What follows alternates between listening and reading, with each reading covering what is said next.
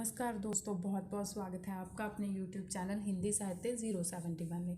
आज की इस वीडियो में हम उन प्रश्नों के बारे में चर्चा करेंगे जो हमारे नेट की परीक्षा में है बहुत बार पूछे गए हैं। तो चलिए देखते हैं। तो सबसे पहला जो प्रश्न है वह है, निम्नलिखित में से पश्चिमी हिंदी की बोली नहीं है। इनमें से पश्चिमी हिंदी के अंतर्गत कौन सी बोली नहीं आती उसको पहचानना है। इसके जो ऑप्शन है वह है, पहला है ब्रजभाषा, दूसरा है कन्नौजी, तीसरा बुंदेली और चौथा मगही। तो इसका जो सही उत्तर है वह है मगही। मगही है जो पश्चिमी हिंदी के अंतर्गत नहीं आती। तो जो यह प्रश्न है यह जून 2008 में पूछा गया है, दिसंबर 2011 में, दिसंबर 2013 में और जून 2014 और जुलाई 2018 में यह प्रश्न पूछा गया है। दूसरा प्रश्न है, इनमें से कौन सी बोली बिहारी हिंदी वर्ग में नहीं आती। इसके ऑप्शन है भोजपुरी, मगही, मैथिली, छत्तीसगढ़ी। तो इसका जो सही उत्तर है वह है छत्तीसगढ़ी। तो जो ये वाला प्रश्न है ये दिसंबर 2011 और दिसंबर 2018 में पूछा गया था। तीसरा प्रश्न है, फोर्ट विलियम कॉलेज की स्थापना कब हुई। इसके ऑप्शन है 1800 ईस्वी, 1805 ईस्वी, 1857 ईस्वी या 1900 ईस्वी। तो इसका जो सही उत्तर है वह है 1900 ईस्वी। ये प्रश्न बहुत ही ज़्यादा इंपॉर्टेंट है, फोर्ट विलियम कॉलेज की स्थापना। तो इसकी जो स्थापना है 1800 ईस्वी में हुई थी। यह प्रश्न है जो दिसंबर 2013 और जून 2014 में पूछा गया था। तो चौथा प्रश्न है हमारा, प्रकाशन काल के अनुसार निम्नलिखित हिंदी पत्रिका का सही अनुक्रम बताएं। तो इसके ऑप्शन है, सबसे पहला है सरस्वती, फिर है कवि वचन सुधा, हिंदी प्रदीप, नागरी पंचारणी पत्रिका। दूसरा ऑप्शन है, सबसे पहले है हिंदी प्रदीप, फिर है सरस्वती, कवि वचन सुधा, नागरी पंचारणी पत्रिका। तीसरा ऑप्शन है, सबसे पहले कवि वचन सुधा, हिंदी प्रदीप, नागरी पंचारणी पत्रिका या सरस्वती। चौथा ऑप्शन है नागरी पंचारणी पत्रिका, सरस्वती, कवि वचन सुधा, हिंदी प्रदीप। तो इसका जो सही है जो ऑप्शन है वह है तीसरा, सबसे पहले कवि वचन सुधा, फिर हिंदी प्रदीप पत्रिका, फिर नागरी पंचारणी और चौथी है सरस्वती पत्रिका। तो जो ये प्रश्न है ये है दिसंबर 2009 में आया है, दिसंबर 2010 में, जून 2010 में ये प्रश्न पूछा गया है। पांचवा प्रश्न है, निम्नलिखित ग्रंथों को उनके रचयिताओं के साथ सुमेलित कीजिए। ग्रंथ है, उनके रचयिता कौन कौन से उनके साथ सुमेलित करना है। तो देखते हैं, सबसे पहले है पेरी इप्सुस, फिर है the secret would, poetics, Biographia Literaria. तो इसके जो रचयिता दिए गए हैं वो है, सबसे पहले कॉलरिज है, फिर अरस्तू, फिर टी.एस. एलियट और लॉन्जाइन्स। तो जो सबसे पहले पेरी इप्सुस है ये रचना है लॉन्जाइन्स की। फिर उसके बाद द सीक्रेट वुड रचना है टी.एस. एलियट की।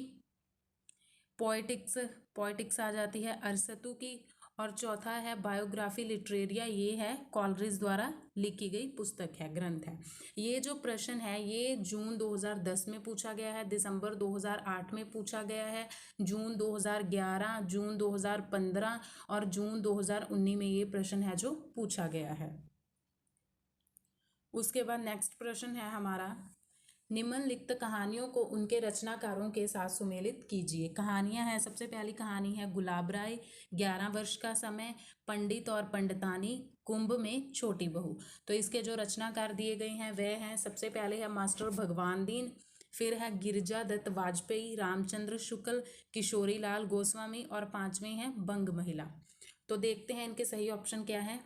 तो सबसे पहली जो कहानी है वह है गुलाब राय। गुलाब राय है जो ये लिखी गई है किशोरी लाल गोस्वामी की। फिर आती है 11 वर्ष का समय, ये रामचंद्र शुक्ल जी की है। फिर है पंडित और पंडितानी, ये गिरिजा दत्त वाजपेयी जी की है। फिर है कुंभ में छोटी बहू, ये कहानी है जो बंग महिला द्वारा लिखी गई है। ये प्रश्न है जो दिसंबर 2011 में पूछा गया है, दिसंबर 2014 और जून 2015 में भी पूछा गया है। इसके आगे नेक्स्ट प्रश्न है हमारा, निम्नलिखित सिद्धांतों और चिंतकों को सुमेलित कीजिए। इसमें सिद्धांत दिए गए हैं, उनके चिंतकों के साथ सुमेलित करना है। सबसे पहला है अनुमतिवाद, फिर है उत्पत्तिवाद, साधारणीकरण, अभिव्यक्तिवाद। तो जो इसके चिंतक दिए गए हैं वे हैं सबसे पहले अभिनव गुप्त, फिर है भट्टनायक, भट्टशंकुक, फिर है भट्ट लोलट। तो चलिए इनको इनके सही चिंतकों के साथ सुमेलित करते हैं। सबसे पहले आता है अनुमतिवाद। अनुमतिवाद है भट्टशंकुक का। फिर आता है उत्पत्तिवाद, उत्पत्तिवाद है भट्ट लोलट का। साधारणीकरण है भट्टनायक, और अंतिम आता है अभिव्यक्तिवाद, ये है अभिनव गुप्त का। तो ये जो प्रश्न है ये दिसंबर 2009, जून 2010 और जून 2012 में पूछा गया था। नेक्स्ट प्रश्न है निम्नलिखित आचार्यों को उनके सिद्धांतों के साथ सुमेलित करना है। तो सबसे पहला जो सिद्धांत है वे है द्वैतवाद, दूसरा है द्वैताद्वैत, तीसरा है शुद्धाद्वैत और चौथा है विशिष्टाद्वैत। और जो आचार्य दिए गए हैं वे हैं सबसे पहले रामानुजाचार्य, वल्लभाचार्य, निम्बार्काचार्य और अंतिम में है, लास्ट में है मध्वाचार्य। तो चलिए इनको इनके सही मैच करते हैं। सबसे पहले है द्वैतावाद, द्वैतवाद है वो है मध्वाचार्य। फिर है द्वैतवाद, ये है निम्बार्क। शुद्धाद्वैतवाद वल्लभाचार्य और विशिष्टाद्वैत ये है रामानुजाचार्य। तो इसके बाद नेक्स्ट प्रश्न है निम्नलिखित में कौन अष्टछाप के कवि नहीं है। अष्टछाप के कवि कौन नहीं है ये बताना है। सबसे पहले हैं सूरदास, कुंभनदास, नंददास और सुंदरदास। तो इसका जो सही उत्तर है वह है सुंदरदास। सुंदरदास हैं जो अष्टछाप के कवियों में नहीं आते।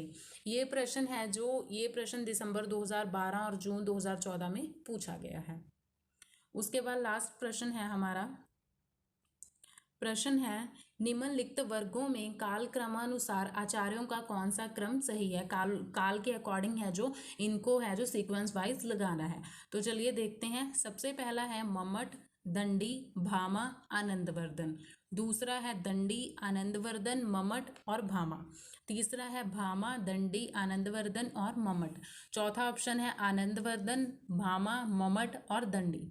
तो इसका जो सही उत्तर है वह है तीसरा। सबसे पहले भामा आते हैं, फिर आते हैं दंडी, फिर आनंदवर्धन, फिर मम्मट। तो यह जो प्रश्न था ये दिसंबर 2008 और दिसंबर 2010 में पूछा गया था। तो दोस्तों आज ये मैं कुछ प्रश्न आपके लिए लाई थी जो हमारे नेट की परीक्षा में बहुत बार पूछे जाते हैं। उम्मीद करती हूँ आपको आज की ये वीडियो है अच्छी लगी होगी। इसे लाइक, शेयर, सब्सक्राइब करना ना भूलें। मिलते हैं एक और नई वीडियो के साथ, तब तक के लिए धन्यवाद।